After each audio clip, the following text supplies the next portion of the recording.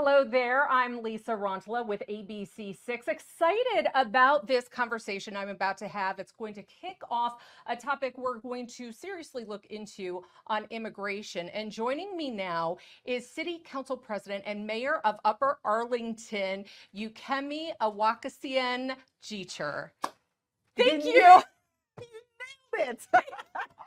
That's fantastic. Thank you very much. As I told you, people have troubles with my last name, so Yes. yeah, thank you for the grace.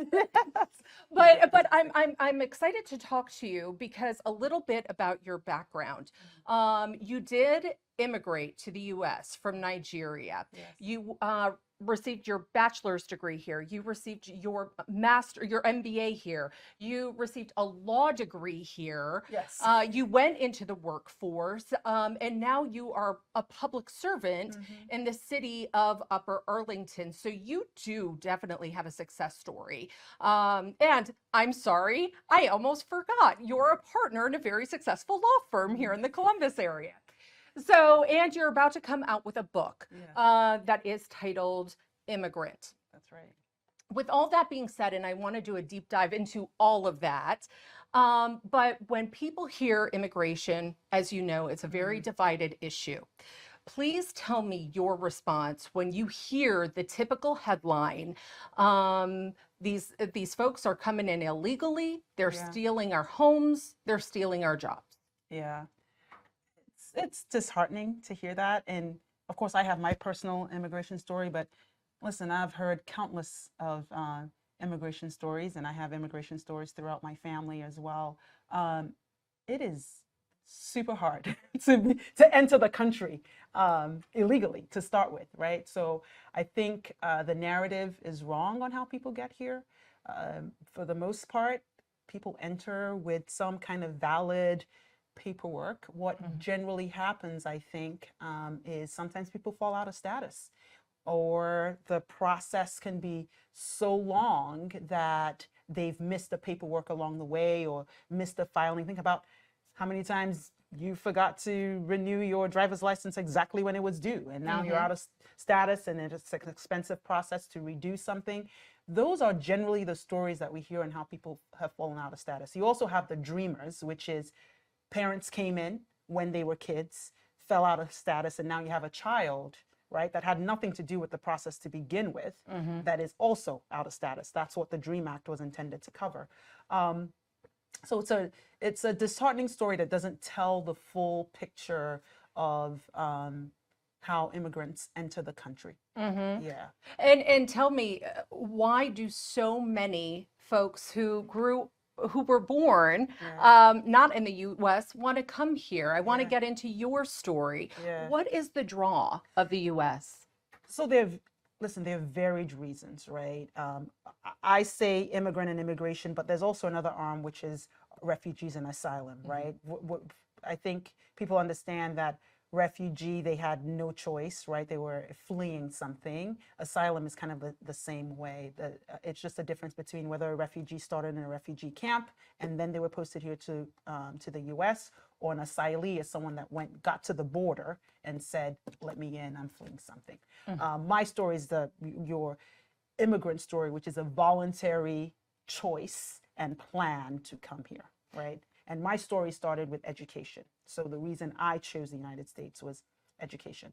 I was going to be a STEM kid and a female. And in Nigeria, being a female is we're still far behind than what the U.S. is in terms of women's rights. And so for my dad and for my parents, it was very important that I was able to achieve the full potential of my degree after I got the degree, right? And you did provide me some photos from back in Nigeria. Thank you.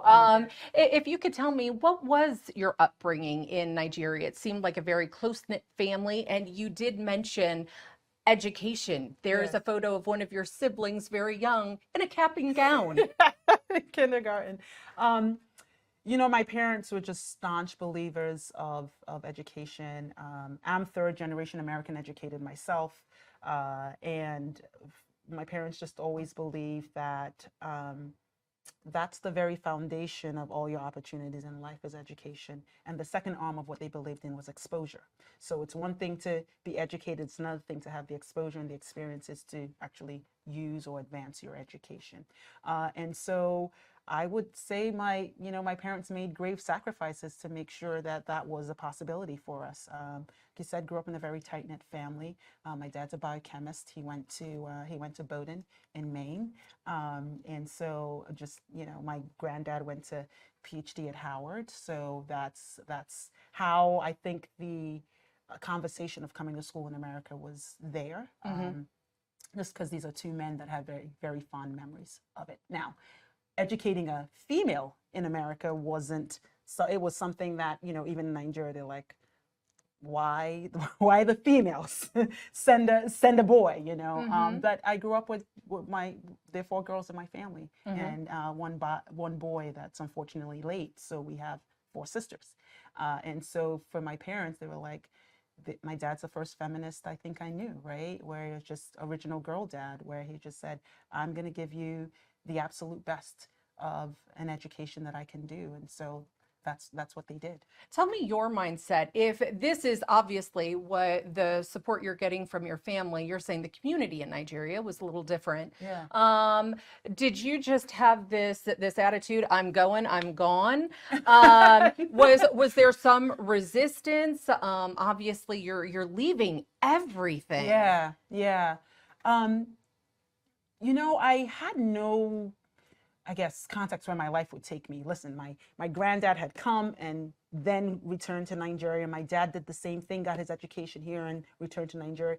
I think they might have been thoughts that I would return, but my parents were like, have fun, do the best that you can, and take advantage of all the opportunities. And so there was no hard plan that I was going to stay here, especially because going to school in America and working in America are completely 2 different things based on visa statuses and like the immigration status, right? So to be able to work here, I had to have a company sponsor me on a work visa in order for me to have the opportunity to work here. So it's not like this easy flick of a switch. I don't have the same experience as a Native American that can just go to school and do whatever job. I have to have someone that sponsors me. So it wasn't a decision I could make from the jump that I was going to work here. Yeah, so please tell me the process. You always knew that this was an option. When did you know? How old were you when you said, yes, this is the path I'm going to go down? And how did you have to prepare? Was that years in preparation?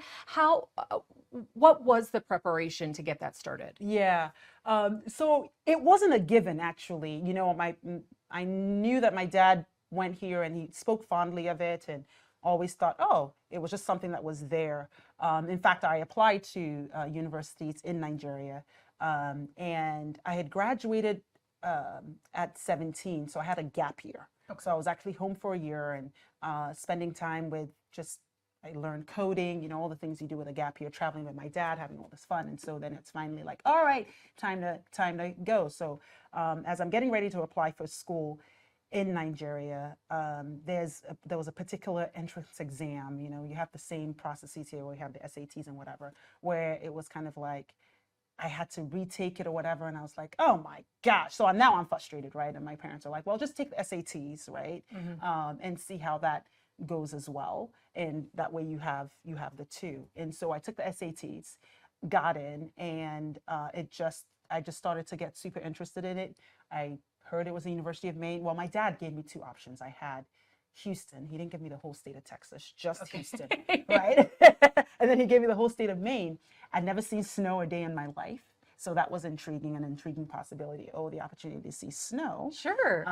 It looked prettier in the movies than actually being in it, but like it. Yeah. So that year that I had in my gap year is when I really started like percolating the idea, and my parents started getting serious about it and applied to both. And then when I got in, I was like, all right, I'm gonna do it. So it was kind of like a year-long preparation. Okay. Yeah. And when did you apply for your visa? Knowing that you wanted to do it, when did you apply for your visa? Did you receive it right away? And then once you were here, you said it's the school that has to sponsor you. Tell me about the visa process after that. Is that why you did get so many degrees? Well, yes, right. Let's talk about that. So, you're spot on. The school, a student visa essentially means that a school is saying, we have admitted this person and they've completed all the admission process, and now you just need to give them a student visa to come here. Now, without dating myself, this is back in 1999. So it's not like we had electronic processes. Like literally they had to give you the actual paper and then you had to apply for the visa. So you wait for the documentation from the school and then you apply for the visa, which is a completely different process to apply for the visa. Then you show up for your visa interview. Oh. Yeah, at the consulate. So then you show up. So what I'm telling you guys, the visas are not like, it's also a cost burden to actually even do that.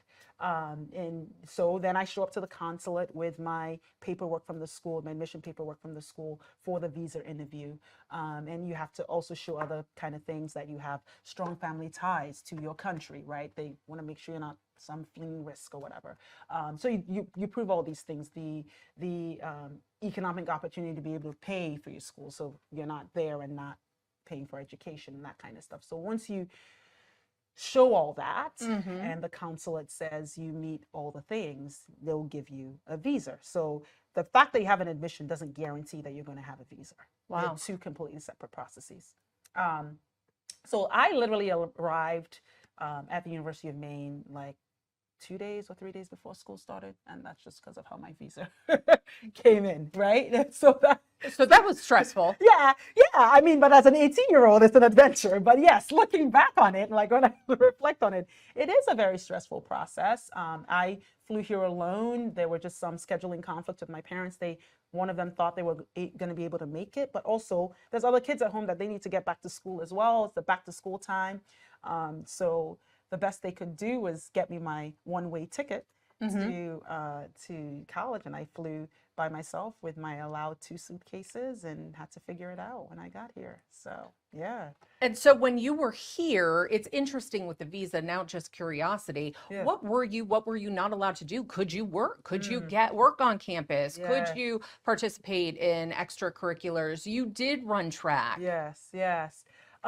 So there's a lot of things that you have to, on your student visa, that are requirements you have to keep up. Some things like you have to take a certain amount of credit hours when you're on a student visa. You can't take any less than 12 credit hours. You can work, but it has to be a campus job. So you can't work off campus because your Social Security number doesn't allow you to do that. Actually, your Social Security card says something like, not quite immigrant, but not authorized to work. I know there's an imprint on your Social Security card when you're an immigrant. So all these things are there. So it has to be a campus job. You can't work more than 20 hours in that campus job. And you just have to stay on top of your UCIS. I'm forgetting what all the acronyms mean, but the international offices at most campuses are also good at helping students stay up with the things they have to submit and prove that they are meeting the requirements of their student visa. So you are able to have this student visa when you were at the University of Maine. Did you have to up it every year, or no, it was for the entire 4 years? And then what? Yeah. So the visa, so I always say the visa and your I-20, which says you're a student, are two separate things. Your visa is literally almost like your passport. It's your entry document in and out of the country. It's not necessarily your status while you're in the country. So your consulate can decide to give you a 2-year visa because they want you to come out and renew it, or they can decide to give you a 4-year visa for the, however long college is supposed to take. How long they give you a visa for is usually up to the consulate. The school and immigration services will give you your I-20, which is your status while you're in the country for the term of your time at school. And then it can be extended. Say you end up being a 5-year person or whatever, or something happens, or you take up another major, they can extend that. So I can't even remember if I had my visa for 2 or 4 years, come to think about it, because I didn't travel out of the country for perhaps the first 8 years that I was here. So I didn't need a visa to leave and come back. I just needed my status. But you have that, and then when you graduate, you have to decide what other status you're going to go into when you do that. And so that had to have been difficult or challenging because now you have an engineering degree and your stay here is dependent on your schooling. So then what do you do? Yeah. Then, so there's, with your student visa, you get what's called a practical, optional practical training. That's what it is, OPT, optional practical training. So you have this option to, almost like your internship, but it's an externship after you graduate, use your degree within the country that's still sponsored by your school. So your school is still the sponsor. And it can be anywhere from 1 to 3 years, depending on your type of degree. A STEM degree, for instance, gets up to 3 years. I suppose, I don't know, like a arts degree can give you up to just 1 year. And just because you have that optional practical training still means you have to find a job that is okay with having you as a short-term person without an extended plan, right? Now, sometimes companies, and this was my case, will take you in your optional practical training to see if they want to keep you. And then at that point, they make the decision to give you what's called your work visa. That's the H-1B. And that's what happened with me. So I transitioned to my optional practical training. I was fortunate I had internships while I was in school and was able to get a job after with a large corporation, Georgia Pacific, after that. And so they're a global organization. And so but really it took my boss, my immediate boss, advocating that I was the person he wanted on the team for the company to say, okay, we'll sponsor this. It wasn't their default position. It still took someone else advocating on my behalf that they wanted to, because companies don't, in fact, you probably even see it on some job ads, like cannot require sponsorship or must be a US citizen or things like that. You see that in the job ads, and it can be frustrating for immigrants because it's like, I'm not even getting a shot for you to decide whether I'd be a great fit for your company or bring my talents to your company or anything like that. So you do feel that way, that you don't really start at the same playing field with other candidates? Absolutely not. Absolutely not. There's just extra proving that has to be done, even with your degree and your skill and your talent. Yeah. Do you think there's a preconception, even though you just received your bachelor's at University of Maine, and this was on the panel discussion, that almost there's a that you're not educated by our standards, or I don't want to use the term not as bright, but you also said something, there's accent bias. And I don't know, you don't have a strong accent now. 20 years will pull it out of you now. I can please tell me, did you experience that? So there's a couple of biases that impact immigrants. Luckily, I had my education within America, so I didn't have to deal with like a foreign education bias.